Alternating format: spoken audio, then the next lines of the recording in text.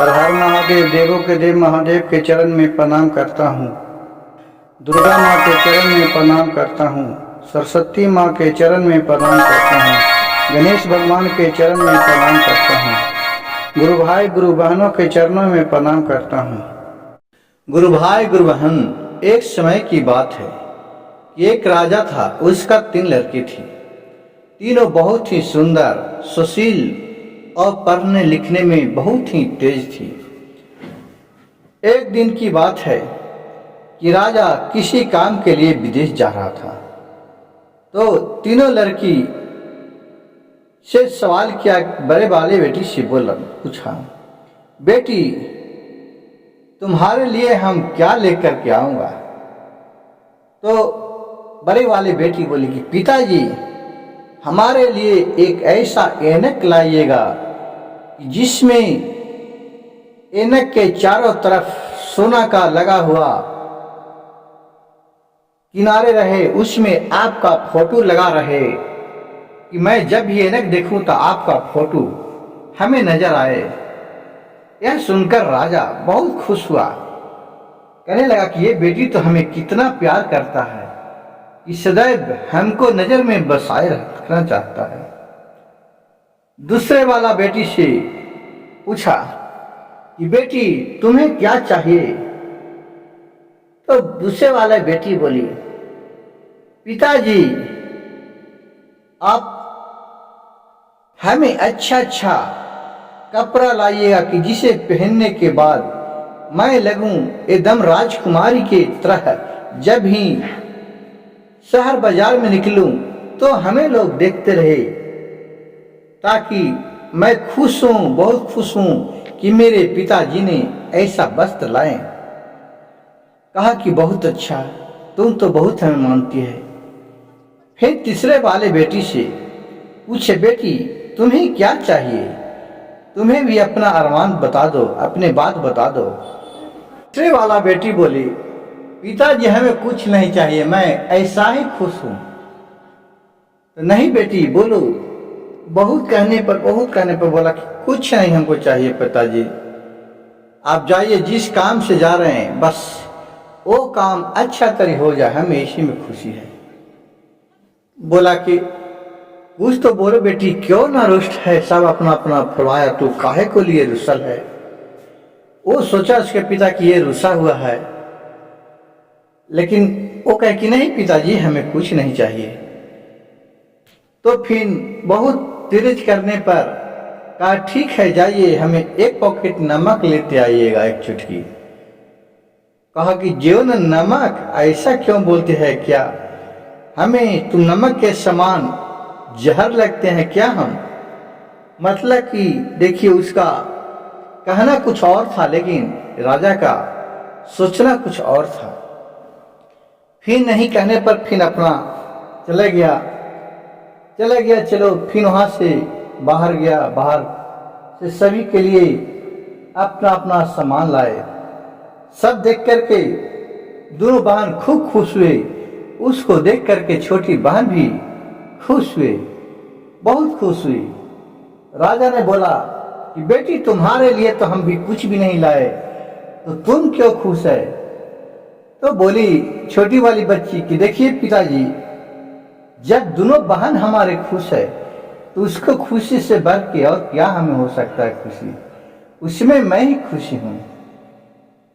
अब बहुत सा गार्जियन होता है गुरु भाई गुरु बहन, कि आप चाहे उसको अपने जान से भी ज्यादा प्यार करेंगे ना, उसको चिंता रखिएगा, लेकिन बहुत सा गार्जियन इस ढंग के होता है, इस कटु वचन के होता है, तो तैयो आप पर है कि नहीं वो हमसे ना रुष्ट है और आपको कष्ट देना चाहते हैं। बहुत सा घर में आपको आजकल देखने को मिलता होगा, जिसका 3 बेटा है, 4 बेटा है, 4 बहू 5 बहू है, तो देखिएगा उस गार्जियन 1 को 2 को बहुत ज्यादा मानेगा, जो कुछ भी नहीं करेगा उसको खाली चापलूसी पर उससे बहुत अधिक मानेगा। जो ज्यादा खटते रहेगा उसको, पिताजी को ज्यादा प्यार करेगा, उसको नजरअंदाज कर ले रहता है। ऐसा ही देखिए इस कहानी में हुआ। फिर कुछ दिन के बाद देखिए, भाग का लिखा कोई नहीं मिट सकता है। एक समय था कि तीनों बहन वन में घूमने के लिए गई थी और तीनों आपस में बैठ के तीनों भजन गा रहे थे शिव गुरु का। उसी वक्त उस रास्ते से एक सेठ का लड़का जो पढ़ने के लिए विदेश गया था वो आ रहा था। तो देख रहा है कि ये तीनों गा रही है, बहुत अच्छा लग रहा है। और ये छोटे वाली जो है वो सबसे पसंद उसको आ रहा है, उसको मधुर वचन बोल चाल उसका बहुत पसंद उसको पड़ा। उसका दिल में अपने दिल में बसा लिया कि अब इससे हम शादी करूंगा। फिर अपने जा करके पिताजी को बताया। तो उस राजकुमार के पिता ने आकर के इसके पिता से उसके बारे में हाथ मांगे कि क्या तुम अपने छोटे वाली बच्ची के साथ मेरे लड़के का शादी करेंगे।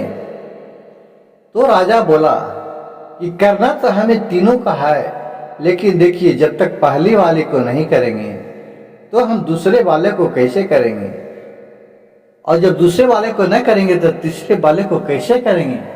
आगे तो बड़े वाले को हमको करना है, तभी तो छोटे वाले को करेंगे। और फिर वो राजा अपने दोनों बेटी बड़े वाले के मंझली वाले के बहुत बुराई करने लगे।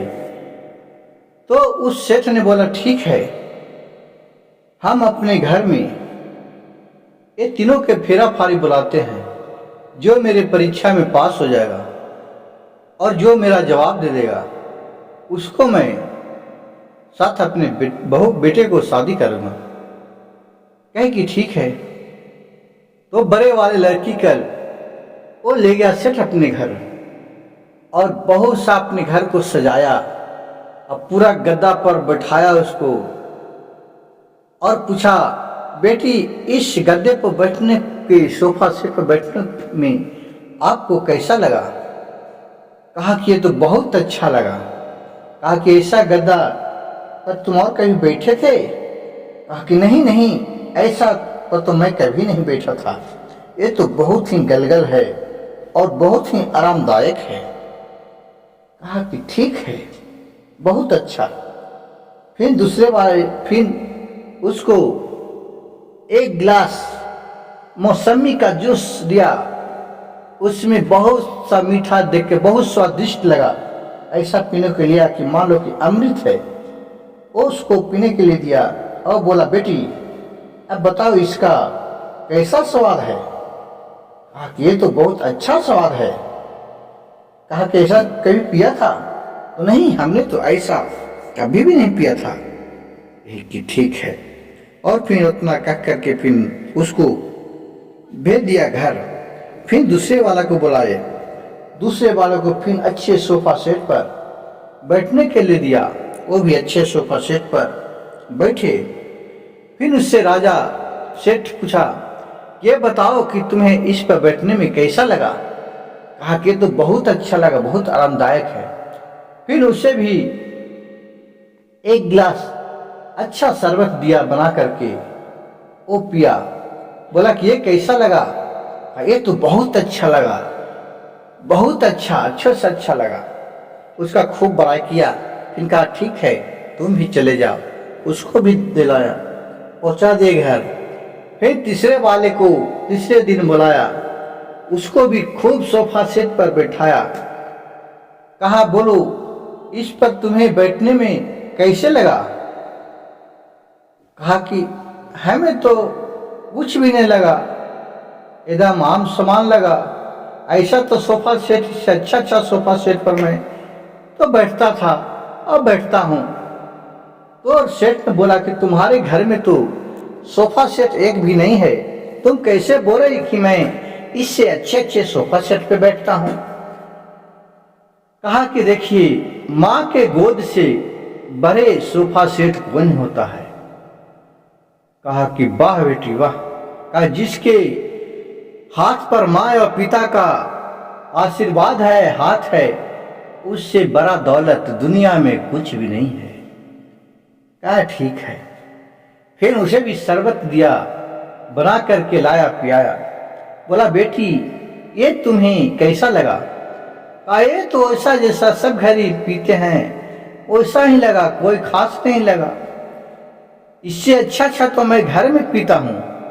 कहा क्या इससे अच्छा तू घर में पीता है? क्या पीता है घर में? मैं तो कोई कुछ देखा नहीं।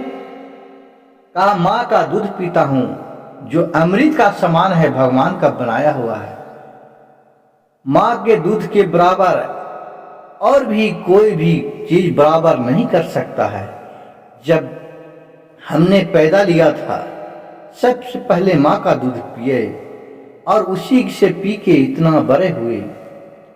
कहा वाह बेटी वाह, तूने तो हमारे जवाब इतना तो मैं भी नहीं जानता था।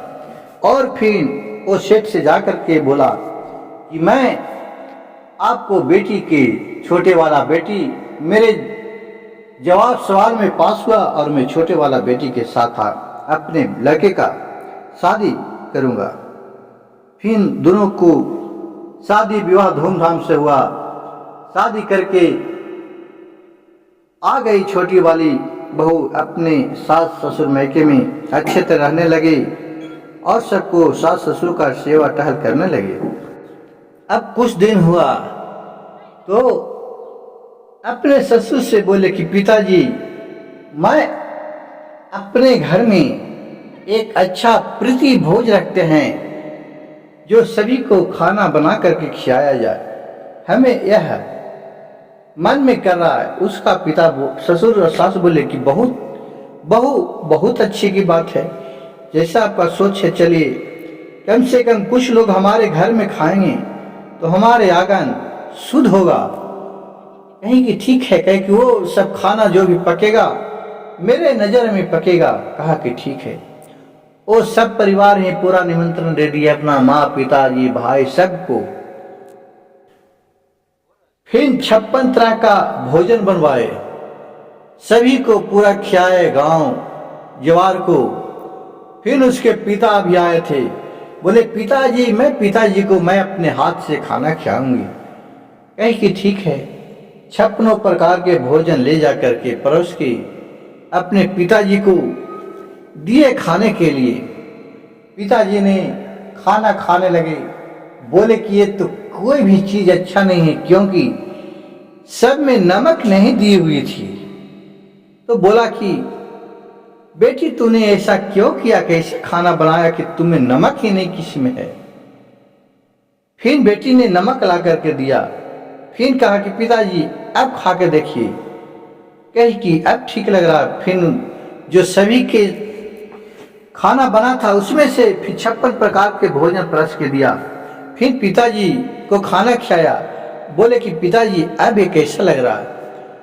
तो बोले पिताजी कि हाँ बेटिया बहुत अच्छा लग रहा। कहा कि देखिए पिताजी हर एक तरह का साग सब्जी में सब तरह का आप सब मसाला दे दीजिए, लेकिन एक नमक नहीं दीजिए तो सभी का स्वाद नहीं आता है। उसी तरह नमक से हम आपको तुलना करें कि सबसे अच्छा मेरे माँ और बाप हैं और आप उसको उल्टा समझ गए कि आप एक नमक का क्या महत्व है। जो सोचिए कि उसके बिना स्वाद कैसा आता है, जैसे माँ बाप के बिना मैं कैसा रह सकता हूँ, कैसे रहूंगी। यह बात सुनकर अपने बेटी को राजा ने गले से लगा लिया। कहा बेटी तू बहुत ही बुद्धिजीवी और तुम तीनों में सबसे श्रेष्ठ बुद्धि में है।